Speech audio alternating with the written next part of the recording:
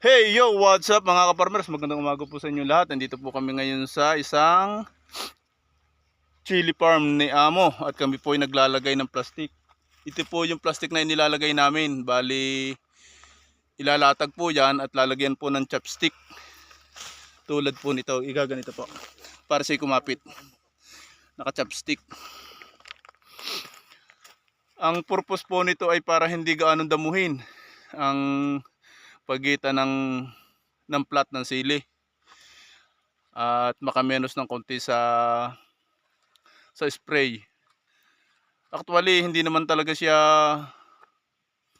magkakadamo ng marami, kumbaga konti lang, magkakadamo pa rin naman pero hindi ganun karami. O yan mga kaparmis, hanggang dyan lang muna at pagkatapos po na rin kami po ay mag-aabono ng sili. Yan po, good morning po sa inyong lahat. God bless.